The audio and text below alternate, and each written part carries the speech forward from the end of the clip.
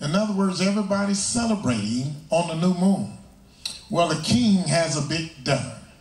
And by me being a close friend of Jonathan, and also the one that king so always have to play the little flute when the evil spirit come upon him, I got to always be near, and I will not fail to be with the king at new moon meal.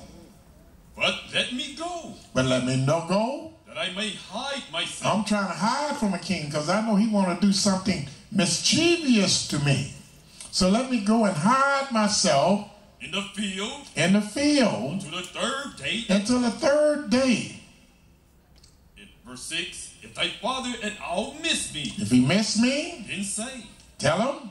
David earnestly asked leave of me. He earnestly asked leave and asked me to ask leave if it's okay that he excuse himself for this very important meal, the new moon celebration. That he might run to Bethlehem. He might run to Bethlehem. His city. For there is a yearly sacrifice there for all the family. In other words, he always try to go to Bethlehem because they have family reunion. And on family reunion day, he tries to be there. So he told me to ask you, can he excuse himself? So that's what David always did. And if David didn't fear for his life at that time, he would have been at the meal for new moon. So in that scripture, we understand that every new moon celebration, our people celebrated by having dinner with each other.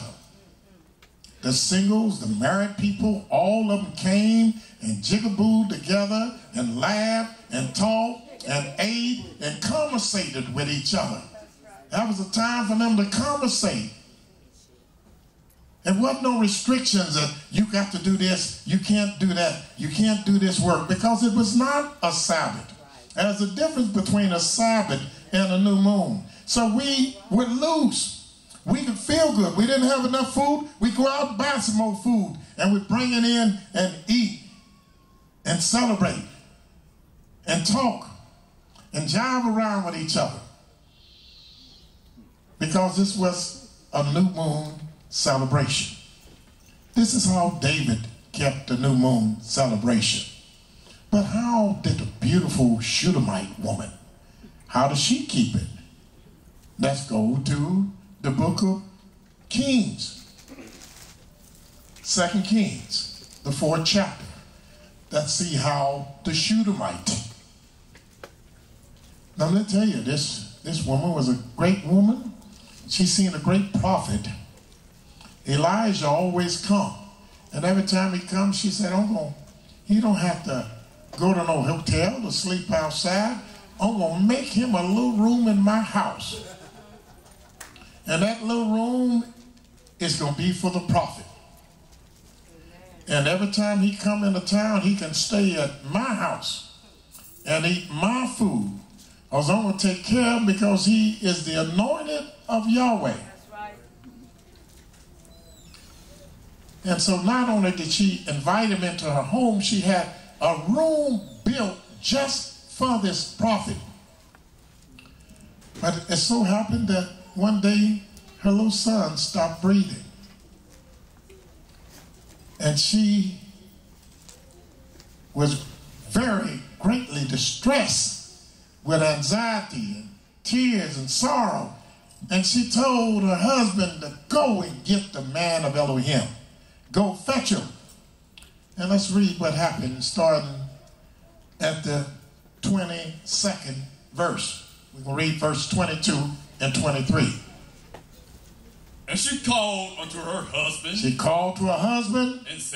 And said. Send me. I pray thee. I pray. One of the young men. Get one of the young men.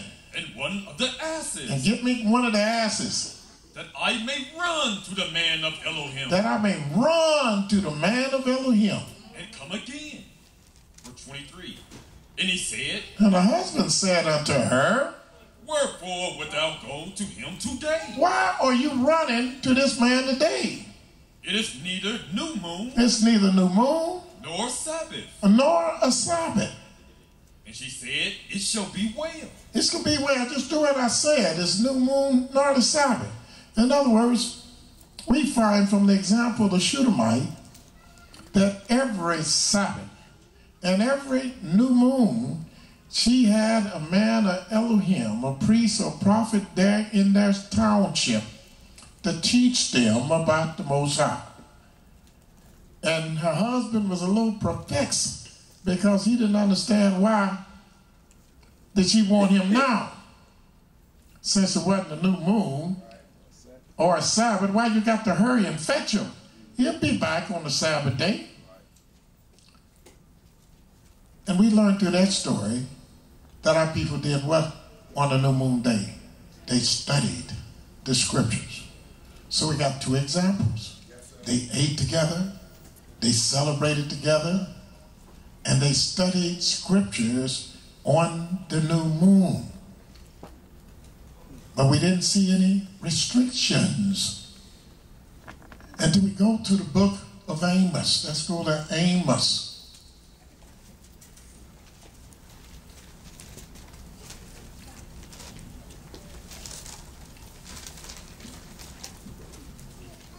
Eighth chapter. Let's go to 8th chapter of Amos. And we're going to read about the wicked ones and what they did and what they devised in their hearts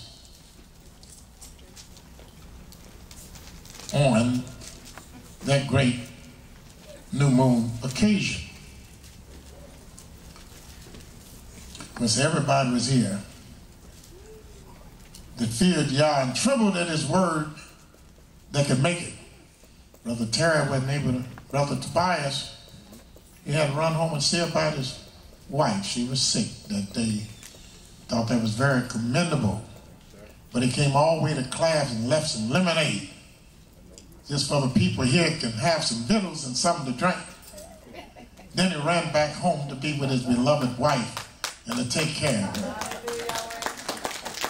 What a beautiful example for the young children of Israel, the young sons to see. But everybody else was here, brother. The ones that's here, most of the time they was all here again. What we find in the book of Amos, the 8th chapter, we're going to read the 4th and the 5th verse. It says, Hear this, O ye that swallow up the needy. Hear this, you wicked people that swallow up the needy. Even to make the poor of the land to fail. Even to make the poor of the land to fail, not to increase, not to let them grow, not to try to teach them how to work computers, not to try to persuade them to get better education, not to persuade them to speak more languages, not to try to persuade them to learn the words of Yah and do what makes him glad. He satisfies y'all all the time and try to do things that make y'all glad. But a few times a year that Creator, that he wants to be glad, that he wants you to count your blessings, he don't see it. Y'all don't have time. I'm busy. See me on a Sabbath day. And you might not see me then if you make me too mad. Well, let's see what these wicked people did. Verse 5, saying, when will the new moon be gone? The wicked are saying, when will the new moon be over with? That we may sell corn. So we may sell corn. They out here partying and eating and studying, and we trying to make us some money. And they're not interested in buying yet. Not that they have a restriction, not that this day of new moon is a Sabbath, not that they have the restrictions, but these people are so in love with the Elohim that they won't even come out and buy my corn and my wheat. Too busy partying and having a good time.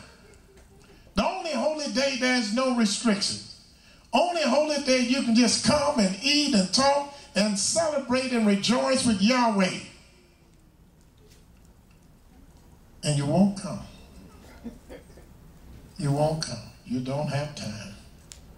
Keep reading.